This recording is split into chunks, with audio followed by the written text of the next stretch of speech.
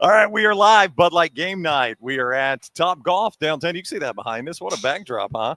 People just out here hammering it on a Monday night. TopGolf. They've got golf leagues. Swinging the golf club too. Yeah, that's true. Happy Bud Light night. Yeah, Bud Light game night here. They got golf leagues on Monday night. Our guy Larry, big fan of the show, wanted us to say that. He was sitting over here listening to the app earlier. He was like, "Tell them we got golf leagues on Monday nights." Cool. Yeah, here at TopGolf. So good corporate event. Next one starts in January. Yep. You can sign up January 17th and come out here and enjoy it every Monday night for 8 weeks. Callaway sponsors it. EG's food just arrived. Yeah. I'm buffalo chicken All right. dip. Good show, EG. Yeah. Enjoy your dinner. Yep.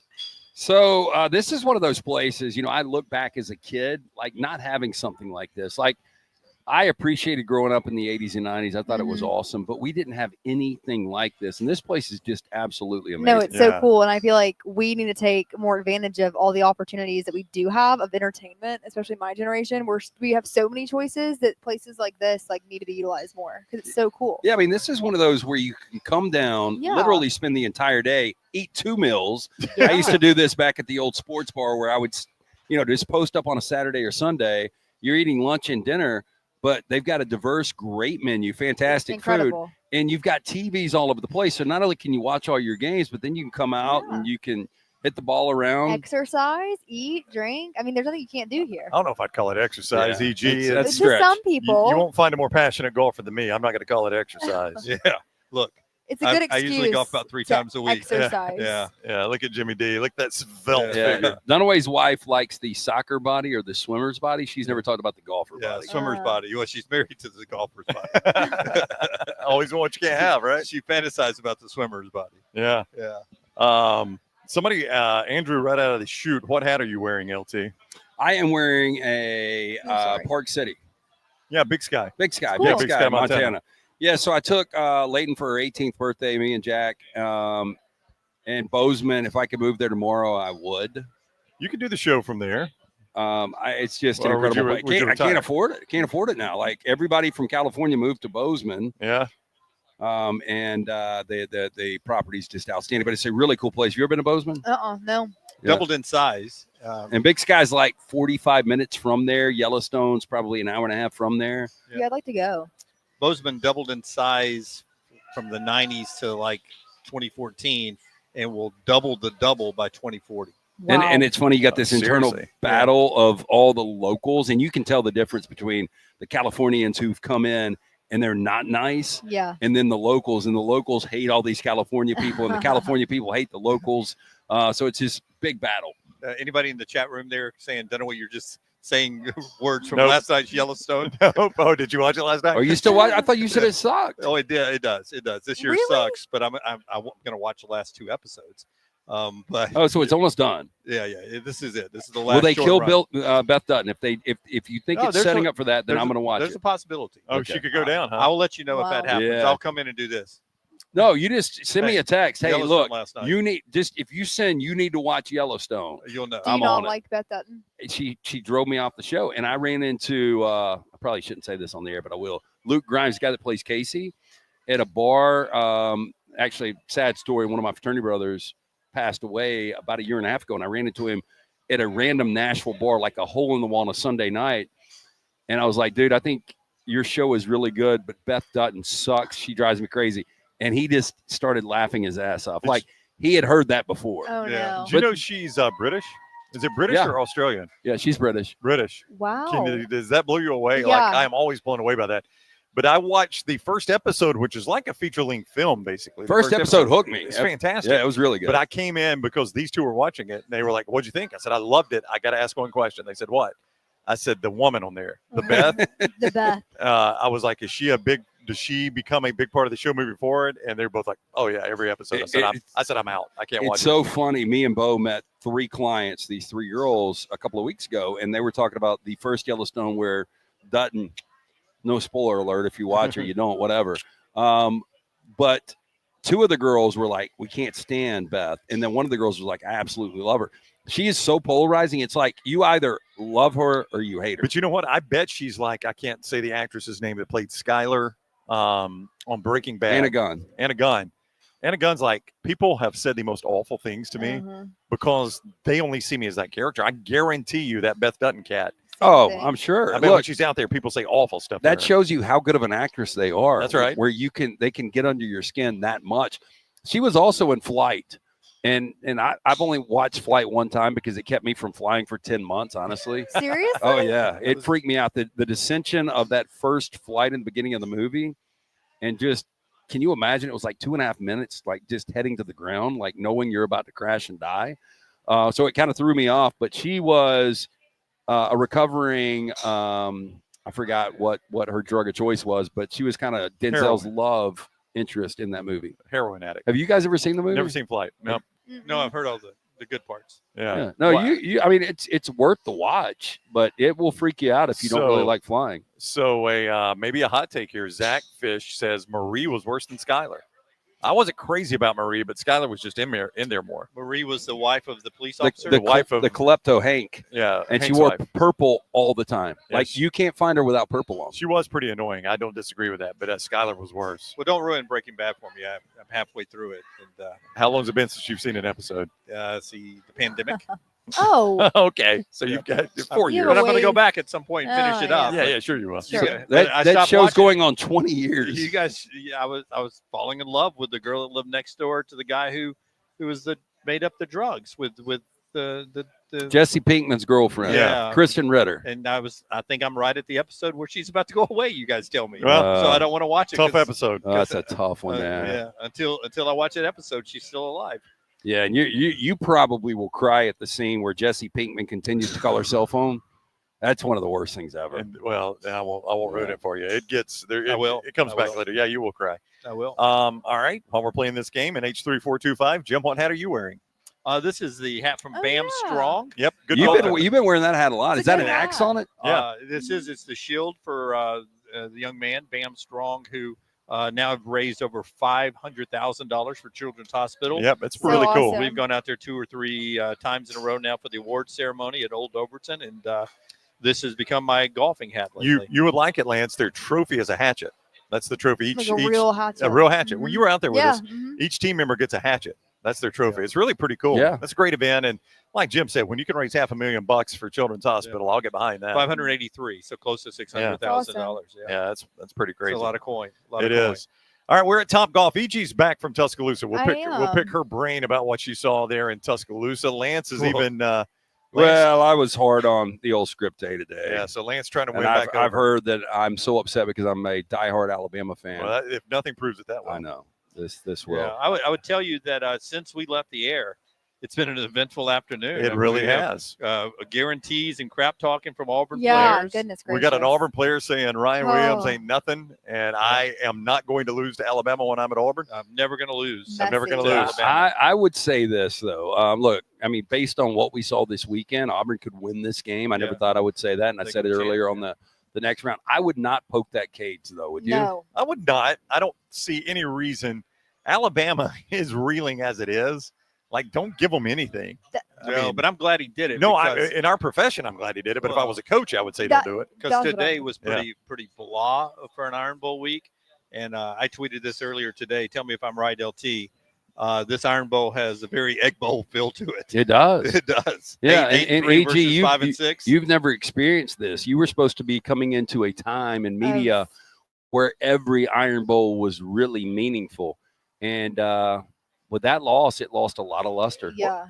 The only reason we say that, EG, is There were SEC or national championship implications Yeah. every yeah. year. I mean, since 2007, every yeah, year. there's not one you can miss because even if Alabama was down a little bit, like 2013, winner went to the Atlanta. Yep. 2010, Auburn was number 1 in the country, or number 2, whatever they were in that game, and Won the Alabama was trying to championship. play spoiler. I mean, it was always just an incredible game with everything on the line. And 2019 didn't have really Yeah. anything on the line. yeah, it's- and I'll tell you this, man. that's true. Yeah, I it was really a great thought game though. in year 2, this was going to be a massive turnaround for Hugh Freeze. And if you would have told me some of the stories like Elko in year 1 that could play his way into an SEC championship game, Shane Beamer in South Carolina, if they beat Clemson, they're in the mix.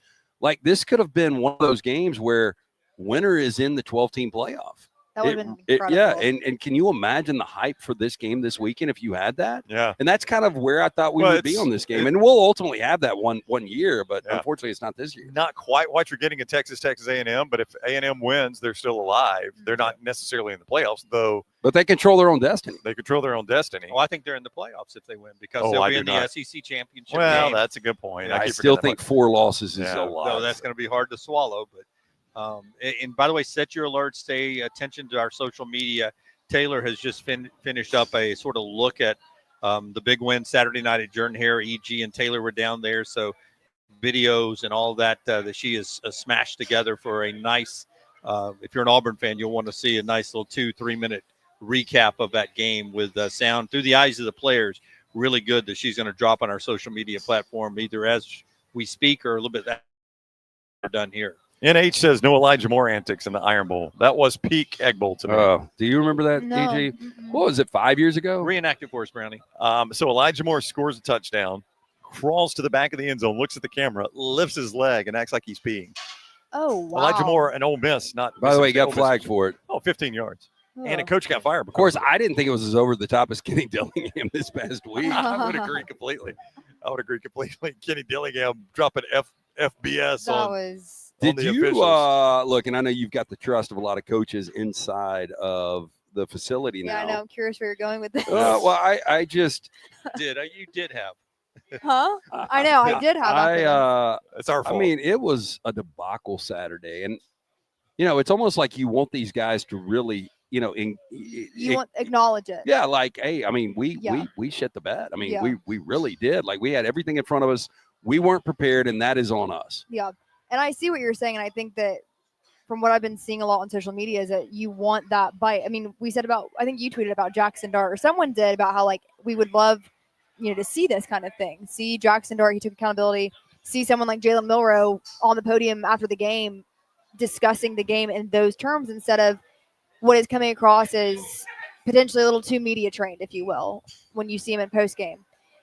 And so I do see that. And today I asked Coach Sheridan, the offensive coordinator, I said, Coach, what is your evaluation of the in-game adjustments? Because that's what it comes down to. A lot of people are really frustrated because it feels like nothing is changing. They have a game plan, whatever that may be. And when that game plan doesn't work, as in Jalen Milroe's legs, it's blown up. And there's no adjustments to kind of counter what they're being given. And he did say, he said, it starts with me. But that was about as most as we got of coaching accountability, if you will. Which coach? Because you got to hear from offensive coordinator Nick Sheridan, defensive coordinator Kane Womack, and head coach Kalen DeBoer. Yeah. Which one seemed the most beat down?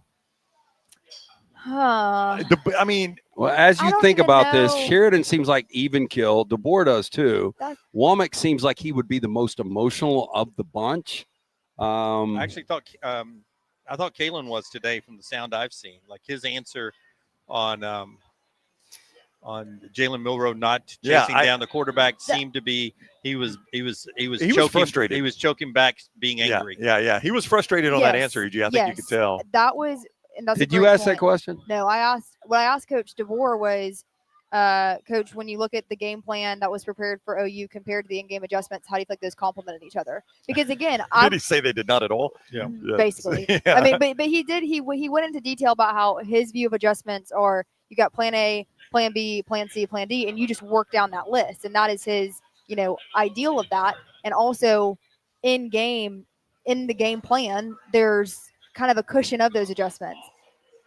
But again, I think the most, I don't want to say passion we got from him, but the most emotion was when he was discussing Jalen. And he hasn't done that all season. He was not going to roll one of his team captains under the bus publicly, but you could tell he was very frustrated at the way that played out. I mean, that's about as much frustration as you see out of him. He's pretty even kill. But when you ask who is the most, I would say that all of these coaches, literally Coach Sheridan to Coach DeBoer to Coach Womack, they have been so similar after wins like LSU, after Vandy, after OU. Like there really is not a palpable difference from them, at least. Now, for those that have gone back to watch it, I'd love to hear what you think in the chat room.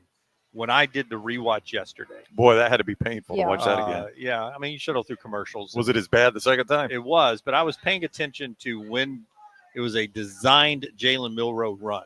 Yeah, and I'm no coach, so I don't technically know what's in the box, not out of the box. But in my way of thinking of what's in the box, 7-8 men in the box on every one of his design runs.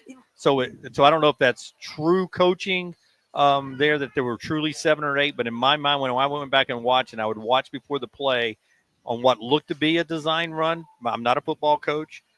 From a layman, what looked to be a design run, I would count 7, 8 people in the box. And to me, that should be a check out into another play from the quarterback.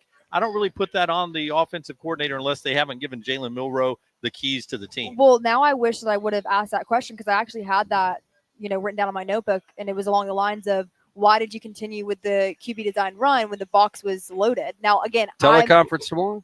Wednesday. Yeah, you can hit him Wednesday. But if anybody else noticed that in the chat room, I'd love to see what you think, because you guys are often smarter. But like you, I'm not an offensive coordinator, and I don't want to slip up on something technical, and then I don't have any credit as a reporter. I honestly thought I'm fired, and I'm the worst. Any less than you have working for us. Right. Based on the rushing yards against this Alabama defense, this is going to sound kind of stupid, but I thought Alabama's defense still was good enough. They should have won the game. They gave up 10 points. Yeah. I mean, and even if you want to pin the short field on them, they gave up 17 points. Yeah. That ought to win every game Alabama, who is averaging or was averaging 40 points going into that game, there really shouldn't be a game where they score under 35 points. No. They shouldn't.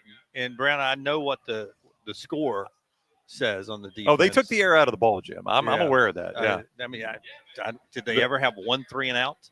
Who Ohio or Oklahoma? I don't think so, but Didn't I mean, seem like it. You could tell in the second half they knew Alabama wasn't driving the field, and I firmly believe that Brent Venables told his offensive coordinator, Jodan Baker, whatever. No, that was the actor, was it? Jodan Finley. Jodan Baker was he was the babe. He was the walking tall guy. Yeah, Jodan Finley. Jodan Finley, whatever his name is. I firmly believe that Venables told him, we are going to be as conservative as we can be until they score a touchdown. Especially when it was 24-3. Why would you not? Why would you not just run between the tackles and say, until Alabama shows me they can drive the field? And then once they did it, the officials botched it. Did you talk about that any? Yeah, so that was a question that I asked before mine, and I was going to do a little 2-part moment. And he said that there has been contact with the league office, but he was very dismissive of it and said we're focused on the Iron Bowl. I can't believe you had to contact the league office. I can't believe the league wasn't on the cell phone at the end of the game and said, hey, well, you don't even have to submit that one. We know. Well, I don't know. I said there hasn't contact with the league office. Hold on. Doesn't mean that they did the contact. No, is what you're saying. No. Yeah. Let me. I mean, wouldn't you think Dunaway like, hey, coach, I know it's a tough one. John McDade's on the phone here. And John McDade's like, hey, Kane, don't even have to submit it. We botched it. We got it. Yeah. And you can unload on me if it makes you feel better, but there's nothing else that can be done. Not going to unload, John, because we were down 24-3 when that crappy call happened. But I got to think y'all are better than that. Look at EG listening back. We are at Bud Light Game Night, TopGolf. Lance will tell you about Bud Light in a second. I'll tell you about TopGolf right now. Downtown Birmingham, you can come get a bay. I was talking to Jimmy, big fan of the show, one of the managers here. And he said these next couple days are always really cool because kids are out of school. There's a lot of parents off work. They're looking for things to do with their kids. So they'll have a nice crowd here the next couple of days. He said it's just kind of a fun vibe right before Thanksgiving, especially with the weather we're going to have. So TopGolf, a great place to come anytime, downtown Birmingham.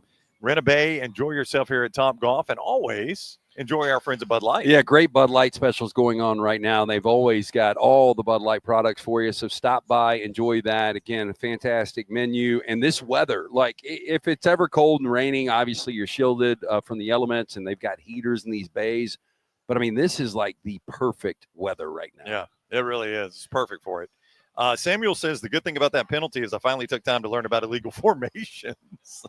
Yeah. Well, that one seemed pretty easy. When a guy's on the line and not covered up, as long as he ain't an offensive tackle, he's an eligible receiver. Yeah, you need 4 guys in the backfield. Yep.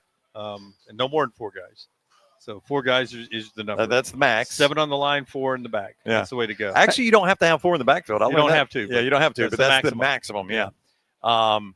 That one should not have been very difficult. It was an obvious legal formation that just got botched. I mean, people screw up, make mistakes. I just wish there was a mechanism in place to fix that mistake. I don't think it's all that hard. If you go back and watch what happened, the confusion and chaos from Alabama on getting, I think they swapped sides. Yeah, everybody over to that side. And I think Ryan Williams was the last one to come over, and he steps up onto the line, and the guy steps back, pause, snap, and the official blew it.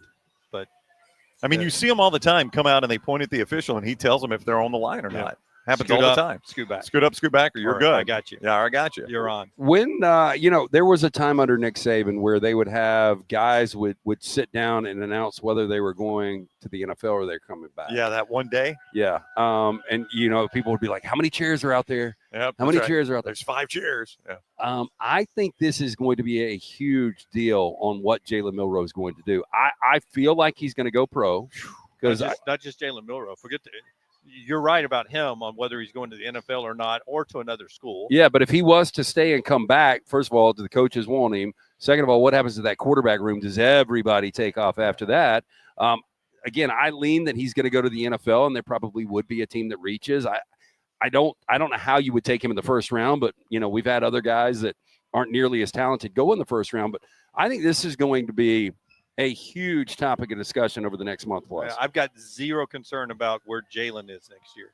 Now start telling me some of the other guys, like Ryan Williams. Is Ryan Williams in Did you for see next what year? his grandpa posted? What What does Grandpa say? Oh, hold missed on. it. Okay, I've got 2 things. All right. One, Coach DeBoer said, Well, that phone's valuable all of a sudden for you, man. Oh, that's EG's. that's her toolbox right there. Your note taking is amazing. thank you. Yes. Thank you. Would Alabama fans pay to see what's in that? Yes. Okay. Yes. Oh, wow, look at EG. 100%. EG. Okay, first one, Kalen DeBoer. He said that there has been communication with the league office, but at this point, there's nothing you can do about it. You have to move on. Okay. Well, So- he's right about A that. true statement. Yep. And now, hold on. It would be a little different if it was a one-possession game. Yeah, I mean, This- can you imagine Oh, if, no. if that had cost Alabama the Oh. game and a spot in the playoffs? This is from Ryan Williams' grandpa. All right. This is on Instagram. All I can say is this. I'm very proud of the Alabama football team. I was never a true Alabama fan until my grandson, Ryan Hollywood Williams, signed with Bama. The game was over by the time the official called Ryan's touchdown back in the end zone. It's a sad state of affairs that this type of call happens every week. That's the first time this year I saw a 17-year-old kid. That so-called penalty took the soul out of my Ryan. That's a life lesson. Keep pounding, keep pushing, and keep working. Keep God first. Always remain humble but deadly. A proud pawpaw. Roll Tide. And then He does someone say Roll said, Tide. oh, he does say, yeah, a proud pawpaw, Mike Coleman, Roll Tide Roll. There you go. Dunaway. Then there was a comment, terrible call. He's a great player. I hope he doesn't leave the team and enter the portal. And he commented back. This is Granddad? This is Granddad at Debbie0681. Oh, Debbie. Yeah, What are you better, doing, Debbie? Better known as Jim's pseudo handle. Oh, little Debbie. I don't believe he is leaving Tuscaloosa. Oh, I don't believe. Yeah. Jim? I mean, look, the money that would be thrown at this kid. Oh, no doubt. But, I mean, Alabama would throw it right back. I They mean, would. They would. But if I'm him, Dunaway, I want to know who the quarterback's going to be. What are we doing offensively? Am I going to get more involved? Because, he isn't nearly involved as he was earlier. if I asked you, is Jalen Milroe the type of quarterback that Kalen DeBoer would have played this season with if he could have picked any quarterback in America? It's just style, not. Yeah, no, it's not his type of quarterback. I mean, and I'm not going to pretend to know guys outside of Jake Hayner and Michael Penix. Well, those are completely different quarterbacks than what you get with Jalen Milroe. He obviously, not that he's played any, but he liked Austin Mack. So he liked him enough that he got a spot for him in Tuscaloosa.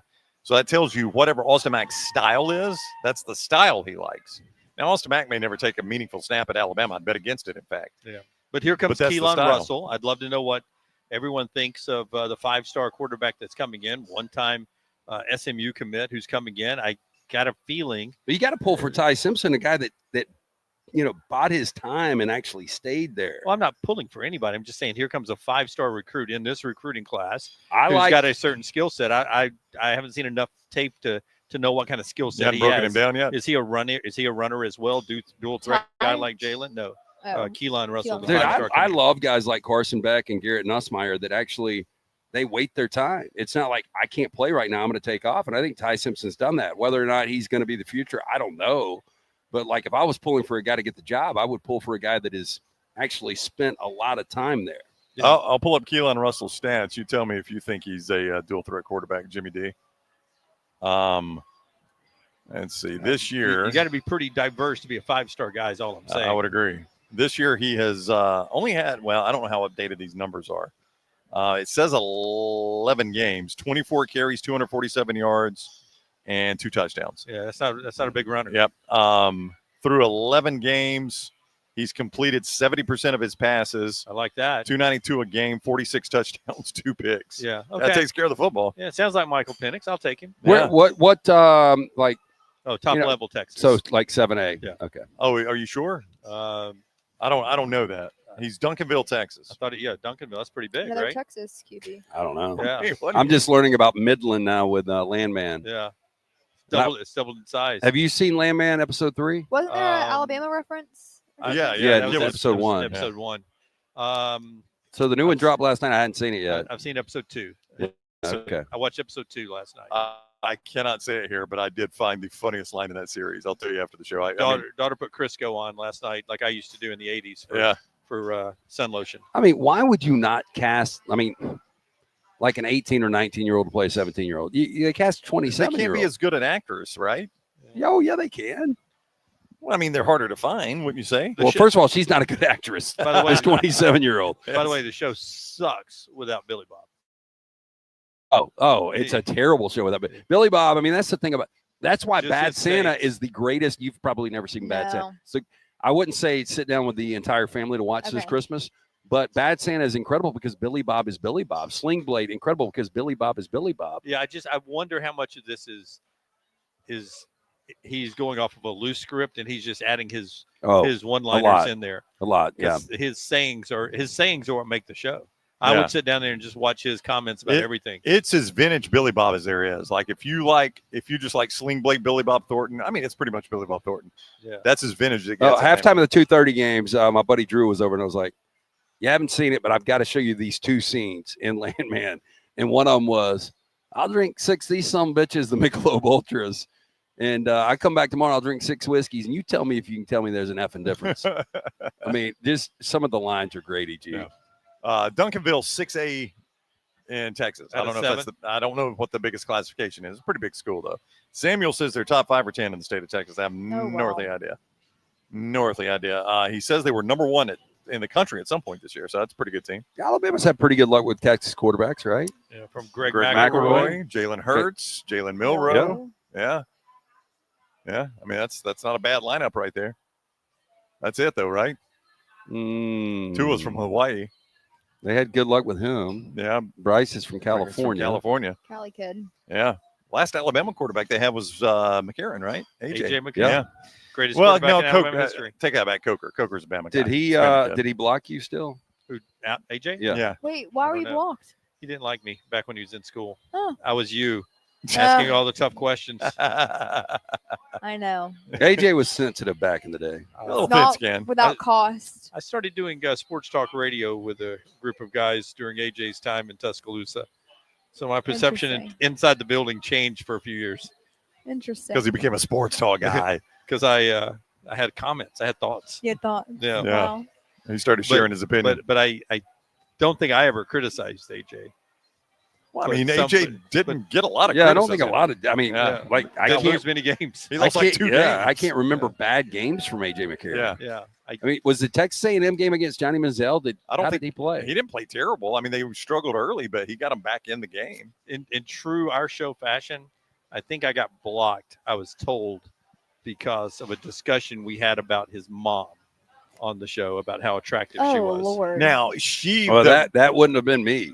But- Because I could see you were kind of framing this. I started doing sports talk at this No. time. It's Yeah. just, we got into one of those conversations. She's more your style. Well, I think that's what was said. Oh Lord. we just reenacted it. AJ. Yeah. That's how that went. There we go. Now you'll have to- why. I think I said Yeah. it was nice bumping into Dee Dee's her name. I I think DD. DD. Now, let me put that in perspective. in EG. the elevator and That would be like y'all talking about Jalen Milroe's mom. No. very attractive. And No, this woman was front and center. She wanted to be a star. Okay. She was very active on social media. She was out there. So Okay. she was trying to get You attention. know the type. Yes, I know the type. I know She the was type. trying to get attention. This was not like some random behind the scenes mom, and we were just talking this about is the discussion. Yeah. And all I said was very nice lady. We had a nice conversation, very attractive, and they had this discussion. it. Right. Yeah. Well, I mean, she wanted to be noticed. She was very active on social media. Yeah.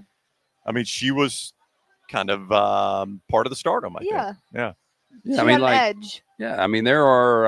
I'm trying to think of other wives. You don't see a lot of college, like football wives that are. The Ole Miss You Priest corn. mean moms? Yeah, like Layla Kiffin back in the day. Yep. Oh. She wanted to be noticed. Yeah. Yeah. Wags, wives and girlfriends. Yeah. Yeah. I'm talking about like college player wives. Oh, you don't get those. Yeah. There's one at Ole Miss, and they have a kid too. They have 2 kids now. Okay. Wow, that's getting Yeah, after it. How old she- is this cat? Well, COVID year, he's Oh, okay. So he's a super older. senior. Yeah, and they post everything on TikTok. It's really cute. Their little kid does little rebel walk every Saturday, gets his little fist bumps. Oh. So is the girl still in school? No. They have a house. They're graduated. Okay, so Well, I guess- this is going to be bad me asking this because I know what the Okay. I know what the perception is with me. Perception is reality sometimes. But is Kiffin's girlfriend younger than this player's wife? I don't. No, they're probably because think so. I mean, are they That- sorority sisters? I had to think about it. I mean, EG would know. And Shut up. Have they double dated? no, I'm saying you would know because you know who his girlfriend You know who is, Kiffin's and you know girlfriend the Yes, story. Yeah. Yes. Sorry, I thought we Yeah. were. No. But it's got to be close because you're debating it in your head right now. Yeah, they're probably the same age. If I had to guess. Okay. So do they have supper club together? I mean, maybe. Coach is dating a girl the same age as one of his players' girlfriends. Wives. Again, I can't say Wives, much, excuse me, but wife. that Yeah. is interesting. That is interesting. unique. Yeah. Well, yeah. Well, that his girlfriend was in his daughter's sorority. Lane Kiffin. And just because we bring this up, what Wait do a you, minute. Kiffin's girlfriend was in the same sorority as Kiffin's Yeah, daughter? they're both Kappas. Holy crap. That is next level. Yeah, I'm not KKG. dip No, that yeah, far it down. Where do you think Ole Miss fans are on Kiffin? Again, I think Ooh. they're like this is the best the program's ever been in my lifetime. But based on the expectation this year and the resources, like I would be super pissed based on the teams they lost to. Like you lose to Kentucky, Florida is better than most people think, but it's still a game you should win. So I just wonder where Ole Miss fans are. Right I now. think they got to be frustrated, Dunaway, because this was always your fear with him. And I think you got baited in the early part this year thinking this is different. We got a defensive front. Our offense is lighting it up. And then came the Kentucky game. And you're like, God, that's the same old Kiffin. And then you're like, but that's okay. One loss is not going to kill us. And then the LSU game. But then the Georgia game, you're like, all right, we're back, baby. Here we go. Yeah, all we have to do, thank God for the 12-team playoff. That's All right. we have to do is win out. That's right. All we've got to do is beat 500 Florida and Mississippi State. But Yeah, and I said this last week, and you guys know how critical I've been of Lane Kiffin. But I said the reason I think I like Ole Miss in this game, and I ended up not playing it, this is the Florida game. is because Florida's not going to sneak up the way Florida's playing. And Lane knows that all they've got to do is win this game. Mississippi State is not beating Ole Miss. I don't care what that rivalry has been I like think over they're the years. 25.5-point favorite. This is the only game you've got to win, and you are there into the college football playoff. So it blows me away. Again, and that's why I asked a question on 4 Downs today, like, what was the worst, most embarrassing loss? And I thought you framed it because I think you can go different directions on each. But, I mean, both those losses are just baffling, and they have completely jacked our rivalry weekend. Yeah. I mean, it's a unique situation because on one hand, I think you guys were talking about it today, like Ole Miss is the best they've ever been.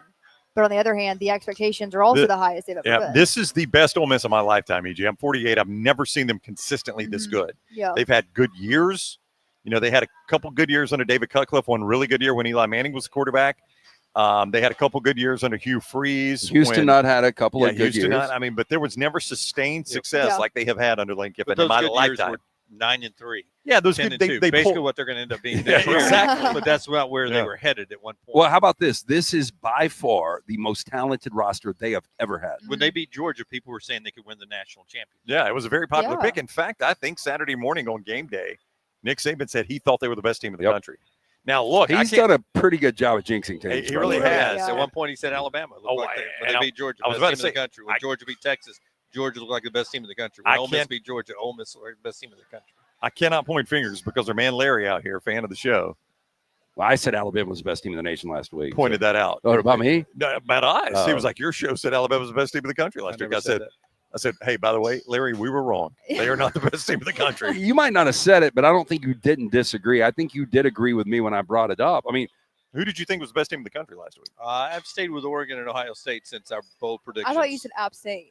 App I State. I was like, whoa. It was never whoa. really you that. can't have 1A, 1B. Like, I'm going to take the Big Ten winner, and that's going to be the best team. Is it Oregon or I mean, Ohio State? yeah, give us who that team is.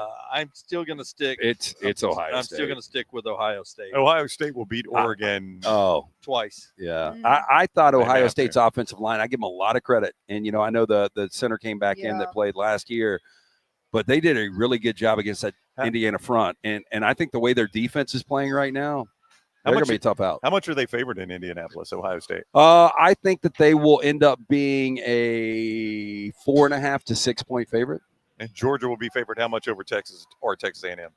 If it's Texas, Georgia will be a 3.5 to 4 point favorite. If it's A&M, they'll be a 10 to 13 point favorite. Wow, 10 to 13. Yeah. Excuse me, over A&M. Yeah. Oh, if A&M gets in this game, they'll walk them off the field. And that's what's going to be so interesting because then really back to Dunaway's point, what do you do with A&M? I think with 4 losses and getting beat by double digits, I don't think they can get in. I don't know, but how are you feeling about A&M against Texas? I feel good. You think A&M beats Texas? Yours is not 100%. No, you had an MRI. Yeah, Was it on today? ankle. Yeah, on his ankle. I mean, we're having to have an MRI. You may be playing, but you're not hurt. Yeah. I mean, you don't just randomly have an MRI. No. If that's on the table, there's a problem that either needs to be addressed and solved or things need to be ruled out. I thought Auburn played maybe their best game this past weekend, but I do think the crowd really ignited that. For sure. And but A&M's going to get that Saturday. That's what I was going to say. As good as Auburn's crowd was Saturday, we jack it up a little bit. Yeah. And AG, you were freaking in diapers the last time these two teams played. Yeah. But they absolutely, it's Alabama-Auburn. Can you imagine going, did we come close? We came close. Can you imagine if Alabama-Auburn went 13 years without playing and one left the conference to go to another place? Golly, your clap made me think it was something with Ricochet. Yeah, so it'd be like if Bama and Auburn didn't play for 13 years and then they show back up. What? How much is that ticket going for? That's a good question. I'll look. Probably drop. Well, I guess it didn't drop any because A&M still controls their own destiny. That's right. Here's the topic we didn't get to today because Mondays are crazy, but we'll get to it tomorrow. Clack gives us a hard time about road in the SEC, but road in the SEC at night. Think about the big losses. Yeah. It's incredible. That's the difference. I don't know if you know if there's a difference in road in the Big Ten at night and then during the day. There is a difference. Mm-hmm. And I think it's because we drink so much. Well, but here's the stat from Stuart Mandel of The Athletic. Of all the SEC contenders, those that are in the top 25, do you know how many have not played a road SEC night game this year? Ooh, probably a lot. A road night? Texas. One? And they're about to do it. Just one. Texas is the only one that has not played a road SEC night game. Yep. And they couldn't handle their road home or their home night game. Yeah. Oh, yeah. So they're about to experience what? Can I tap out for 1 sec? I'll be right back. Georgia had to do twice. That's right. Yep. And have split those. Bama. Bama has done it. 624 is your get in. 624. That's reasonable. What? That's not that bad. No. I would have thought worse. I mean, that's a long way away. I've been to the last row. Oh, it's last row upper deck. It looks like Kyle from the photo. Field. Yeah. I've been there. It's a long, long way away. Who was complaining? Lane Kiffin about how LSU keeps getting awarded night games. That's right. And Ole Miss has yet to have one in They didn't have Oxford. a home night game, No. And Auburn didn't have a meaningful one until Saturday. Yeah. I mean, the one was, what was it, New Mexico that I was at, and it was a torrential downpour for the entire game. You saw some rain this year. I did see some rain. 3 rain games. Yeah. After never having a rain game. Yep. Baton Rouge. Baton Rouge was crazy. Yeah, one in Tuscaloosa. The USF. first game, USF. And then I had the Auburn New Mexico game. Yeah. That was a rough one. But there were moments. You survived. There were moments Baton Rouge was coming down pretty hard. Yeah, but then I got my rain suit and I was like completely dry. I never got a droplet on me all of those games. Yeah, it's a good commercial for your rain suit. Yeah, seriously. I know. It is Bud Light game night. We're live at TopGolf in downtown Birmingham. Great place to come, and you can come enjoy some great Bud Light specials. And always get it right here at TopGolf. We love it when we get to come down here. I mean, what's not to like? Just look behind us right here. Look at that view behind us. So pretty. It is. I love TopGolf. We all hit some shots earlier. Jimmy D, EG. Yep. Little T. Lance did not hit any. I hit a few. It is fun here at TopGolf. You play a bunch of different games. Like Larry was showing you the games they play in the league, Dunaway. And there's just a bunch of different variations. Yep. I've never really played a lot of the games here. We played one last time we were here where we were Angry Birds. And we tried to knock down the Angry Birds. I forgot about that. That was fun. And there's like the Target game where you try and hit it into the same little Bay Area, same little flags. Yeah, they've got Sonic the Hedgehog. I don't know how you play it, but there's a Sonic the Hedgehog game here too for the kids. So you can bring the kids down here, have some fun. Kids are out of school, look for something to do. Just bring them down here tomorrow and cut them loose. Let them hit some Yeah. golf balls. Yeah, I agree. Don't let them be too close to the edge. No, There's a net there, but I seriously. won't want them Yeah. to fall. Dunaway, if you fell in there, Why me? well, I don't 'cause know. you're Because right I've next got, to me. I mean, I don't think she thinks my golf swing's going to end up in the But, net right there. well, so if any of y'all fell in there, like, one, would you be able to get yourself out? It's a net. I think I Yes. can climb back out. Yes, No, I I'll would get be- myself out of that. I would die of embarrassment, but I'd climb myself out. Would you, like, make an announcement? How does it No, even work? I would hope people didn't see me fall Yeah. in. I think I'd flip over, swing off into the bottom, Ringling Brothers style, and leave on the bottom floor. Just go straight to the parking lot. Yeah. Peace out. Get Taylor Corn over here. Let's debrief her about Auburn. Hey, little T, you want to come over here for a second? Lance went to the restroom. We're going to, oh, no, never mind. Keep your seat. Lance coming back.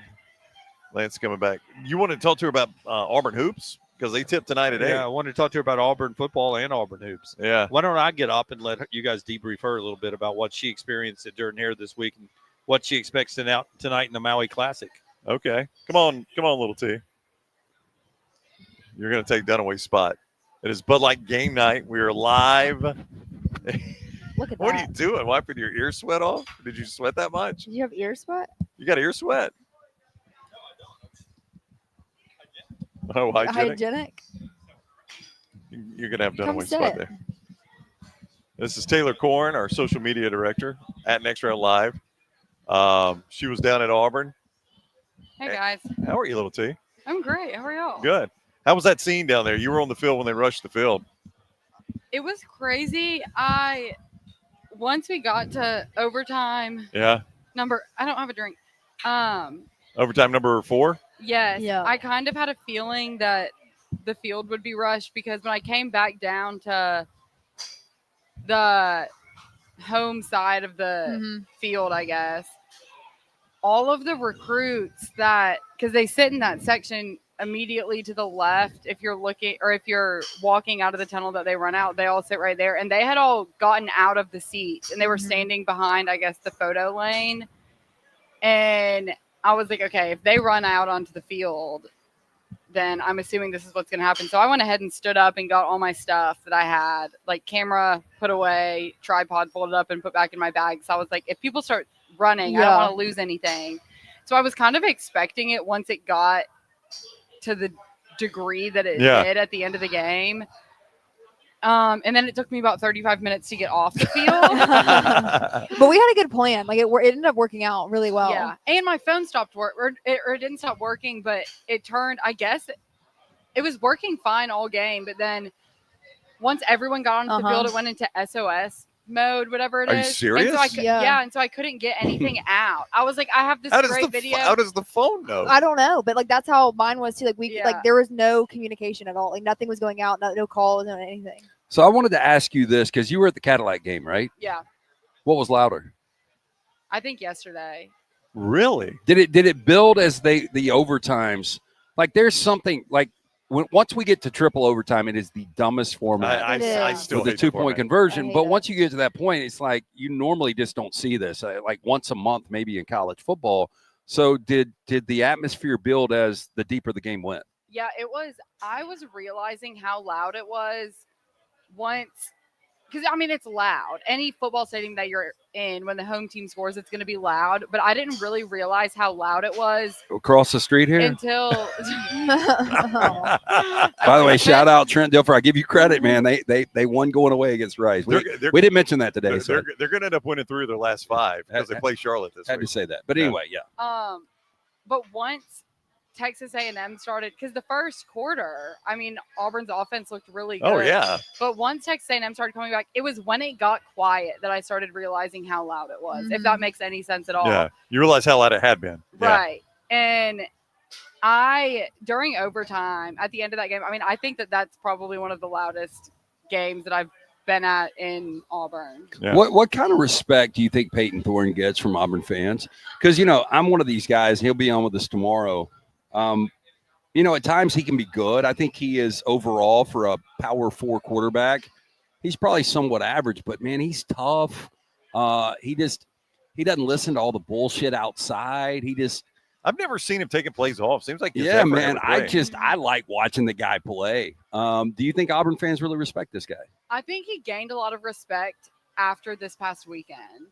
I think that there was just a major lack of confidence in him, and I don't necessarily know that it was. I guess this would be considered a lack of respect, but everyone, and it's how fans of football are. It's, you know, the starting quarterback makes a bad play, and they want backup. They want the next guy up, but I think that he gained a lot of respect this weekend because he made plays when they were critical, like that fourth down run. That fourth down Stuff run like was that. great. Yeah. Yeah. And so I think that he showed, when it comes down to it, he made something happen. Well, he's just one of those guys to me that his heart makes up for maybe a little bit of a lack of talent. Like, man, I hate to keep picking on Jalen Milroe because I think Jalen Milroe is a good kid.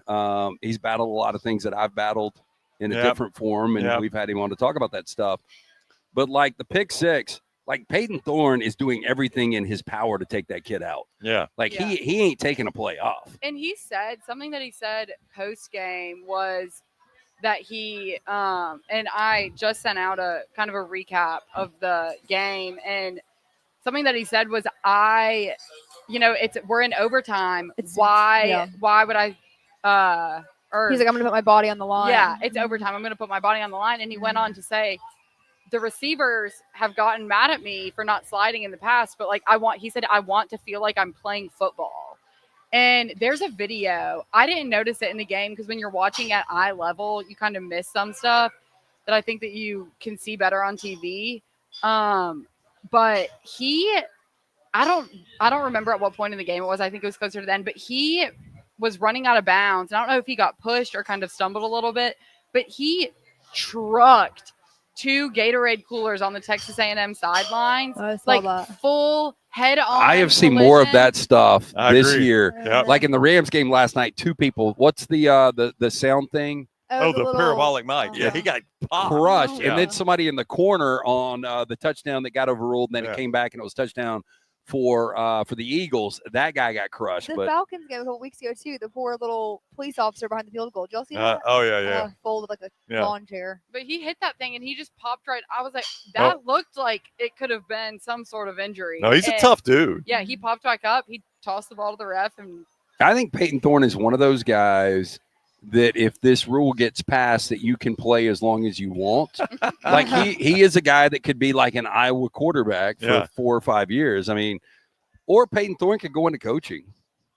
I don't know. Well, that's what his dad did. Well, Or and granddad. that's one of the reasons I Yeah. bring that up. But he seems like a guy that has a good grasp for the game and has got a lot of passion for it. But last week, I don't know if you noticed this, and it was either me or you that asked him the question. It was kind of a dick question because it basically said your football career is almost over, and he was like, "Well, we'll see what the next few months hold." Like, I just don't see him playing at the next level. But when he answered that, I was like, next few months, okay. I don't. And if you look at numbers, I can't remember who was talking about this, but because Hugh Freeze has said in press conferences, he's saying Peyton Thorne is playing. I don't know if he says the word solid or fine or whatever, but he's basically saying, he's not sucking this season. And if you look at, wouldn't you love me to put our quarterback has not sucked. But, in comparison to what everyone else is saying, and if you look at numbers in comparison to the quarterbacks that have been at Auburn in the past, he's putting up decent numbers. No, he had find a way to lose. He had some every sucky week. games. Oh, 100%. Yeah, the Cal game was a sucky game. Oh, I'm not saying by any means that he's had a flawless season. No, but he's gotten better. I'll say that. Like most kids, when you get benched and you have that type of adversity, and I know he's older, but I mean, he just stayed the course. Yeah. And then he stopped turning the football over. And that's been really the difference in this Auburn offense. Another question to you, and I don't know why we're interviewing Taylor here, but I like it. do you think Auburn's got a legit chance on Saturday? I've thought about this for a long time today, kind of, but it's so hard to say because both teams have shown inconsistency. I mean, Alabama's obviously the more talented. They're their ceiling is it's the ceiling best in is- football. Yeah, if It's Alabama so plays much higher. their A game, Auburn has zero chance. There's Yeah. nothing Yeah. Auburn can do to win the It's game. and if it was in Auburn, I would Oh, I for agree sure. completely, yeah. a different feeling. What's the point spread at Jordan Hare, you think? I would say it really is back down. It's probably Alabama 6. Yeah, 11.5 at Tuscaloosa, 6 at Auburn. So I mean, am I expecting Auburn to win the game? No. Are you going? Yeah. EG, you going? Oh, of course. Oh, you'd be there.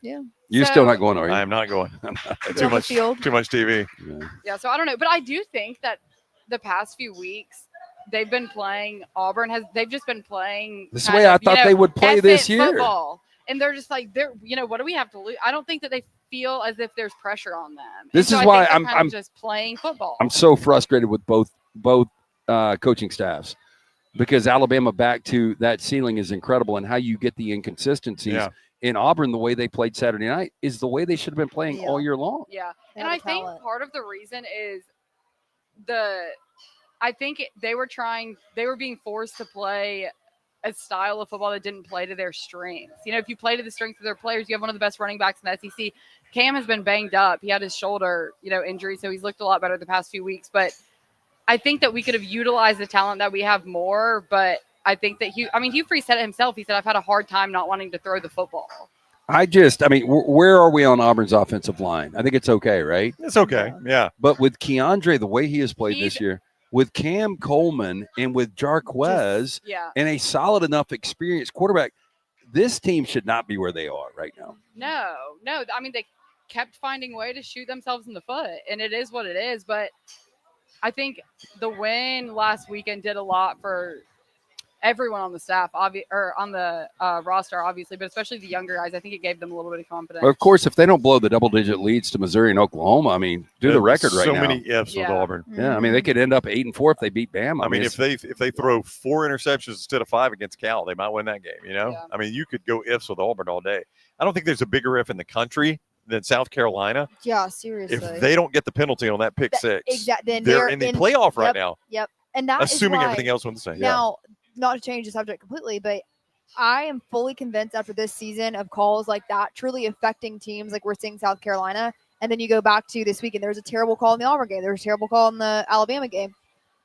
In my opinion, the ref should have to account for some of the decisions that were made in the game. Now, do I think that they should come out into the media scrum? No, I think that'd be a hot mess. But I think that there should be a designated spokesperson from the refs and along with the media that they meet with that person post-game to discuss and break things down. In Major League Baseball, EG, there's a pool reporter. Like if there's a controversial call, the pool reporter will go in and talk to the head umpire. Yes. And so all the rest of the reporters ask him this, ask him this, ask him this. That is what I don't understand why that's not a thing yet in college football, because you have, to me, what's frustrating is there's so much that are expected out of these players and coaches, staff members in these games, right? You have, no matter what, you're going to have the losing team, you're going to have players, you're going to have coaches come out, etc. And they have to be held accountable for what happened in the game. Why are refs not being held accountable? Well, I think back to your point today, there is one simple solution to all of this. And I brought up the fact that, there was a ref, and you guys probably don't remember this, and I know you will. I was living at my old house, so this is 13, 14 years ago. It was an onside kick with Oregon and Oklahoma, a weird out-of-conference game. Massive miss. And the official botched it so bad, and I forgot exactly the way it went. He ended up retiring after the game.